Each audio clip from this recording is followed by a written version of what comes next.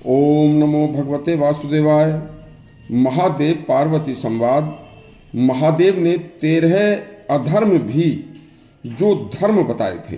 सुनिए कौन से हैं वह 13 अधर्म जो पाप न होकर धर्म होते हैं।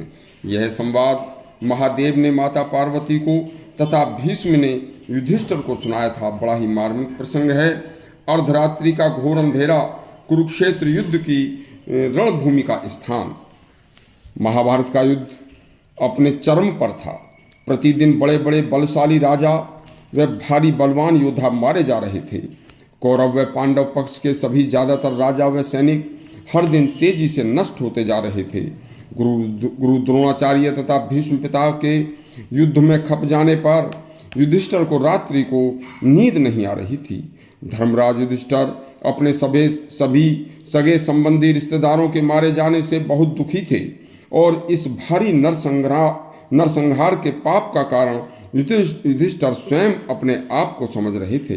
तब अर्धरात्रि को ही युधिष्ठिर अकेले रणभूमि में चुपचाप चले गए और जाकर देखा कि चारों तरफ घोर अंधेरे का सन्नाटा और उस सन्नाटे में जगह जगह अग्नि बाणों से जलते हुए रथ, घोड़े व सैनिक घायल कराते हुए जमीन पर पड़े हैं और अनगिनती मनुष्य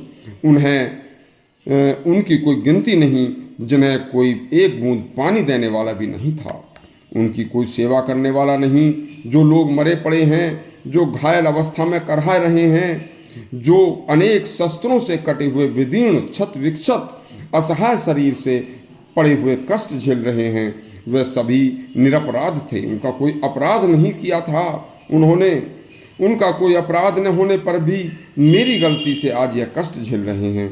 सुबह हमारे और वे कौरव दोनों तरफ के योद्धाओं के युद्ध भूमि में युद्ध करने आने वाले हाथी और घोड़े रथ इन्हें कुचलते हुए चले जाएंगे। भगवान, हे भगवान, मैं इस पाप से करोड़ों वर्ष तक भी नरक भोगूंगा। ऐसा सोचते सोचते धर्मराज युधिष्ठिर बाणों की सैया पर पड़े बिंधे हुए शरीर से खुले आसमान के नीचे जहां अकेले जमीन पर पड़े हैं उनके पास पहुंच गए और दादा भीष्म के पैरों को पकड़कर रोने लगे और बोले, हे धर्मात्मा, मैं जीना नहीं चाहता। मेरे द्वारा किए हुए कृत्य से आज न जाने कितनी माओं की गोदी उजड़ गई है, न जाने कितने सुहाग उजड़ गए हैं, न जाने कितने अधमरे पड़े सैनिक एक एक बूंद पानी को तरस रहे हैं, तड़प तड़प कर अपने प्राण त्याग रहे हैं। मैं किंकर्तव्य विमूढ़ हूँ। महात्मा, बताइए पितामह, मैं इस समय क्या देख रहा हूँ? यह क्या हो रहा है? यह क्या हो गया और क्या होने जा रहा है? आप तत्ववेत्ता हैं, मुझे बताएं। भीष्म बोले, हे पुत्र, तुम चिंता त्याग कर इसे सुनो। जो मैं आज तुम्हें बताने जा रहा हूं, ये मैंने बचपन में स्वर्ग में देवताओं से सुना था। तो सुनिए। नंबर 1, किसी विशेष समय पर किसी के प्राणों की रक्षा हेतु असत्य झूठ का सहारा लेना धर्म है, अधर्म नहीं। नंबर 2, आपस में परिहास हंसी मजाक में झूठ बोलना असत्य व अधर्म नहीं माना जाता। नंबर 3, विवाह में किसी घटक के काम में या किन्हीं 2 पक्षों में आपस में मित्रता कराने में असत्य का सहारा लेकर झूठ बोलना अधर्म नहीं होता। नंबर 3, देखिए, विवाह में किसी घटक के काम में दोनों पक्षों के हित में बोलना अधर्म, झूठ बोलना अधर्म नहीं है। सच बोलने से किसी का सर्वनाश हो रहा हो, उसके सर्वनाश का डर हो, तो झूठ का सहारा लेकर और उनके सर्वनाश से उसको बचाना अधर्म नहीं है। देखिए, गाय, ब्राह्मण, सन्यासी, स्त्री, कमजोर व दीनहीन बालक और गुरु को बचाने के लिए झूठ व असत्य का सहारा लेकर झूठ बोलना अधर्म नहीं है, न पाप है।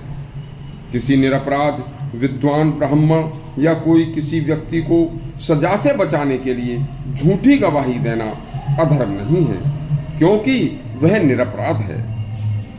यदि किसी निरपराध को अपना जीवन संकट में पड़ा होता दिखे तो उसे बचाने के लिए असत्य का सहारा लेना भी अधर्म नहीं है। नंबर 8, निर्दोष को अनिष्ट से बचाने हेतु जिसने कोई दोष नहीं किया, कोई बुरा नहीं किया, उसे उसके होने वाले अनिष्ट को बचाने के लिए असत्य का सहारा लेना भी अधर्म नहीं है, धर्म है। हर समय हर स्थिति में हमेशा ही सत्य बोलना न्यायोचित नहीं है, यह नीति शास्त्र कहता है। देश काल और वातावरण को देखकर ही हमेशा सत्य बोलना चाहिए, यही धर्म है। हे पुत्र, अच्छी तरह से सोच विचार कर ही सत्य का सहारा लेना न्याय संगत है, बिना सोच विचार के नहीं। सत्य और धर्म दोनों में घनिष्ठ मित्रता है, एक के बिना दूसरे का अस्तित्व नहीं है। जिस आचरण में सत्य का अभाव हो वह धर्म हो ही नहीं सकता। सत्य असत्य का निर्णय अच्छी तरह अपनी अंतर विवेचना से स्वयं ही करना धर्म है।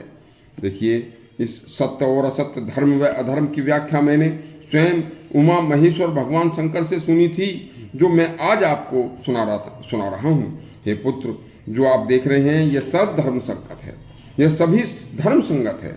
विचलित मत हो और जाओ, अब मेरी शक्ति क्षीण हो रही है, कल फिर आना। और कल का भीष्म और युधिष्ठिर संवाद सुनना मत भूलना। यदि आपको हमारा संवाद अच्छा लगा हो तो हमारा चैनल सब्सक्राइब करें और घंटी दबाएं। धन्यवाद।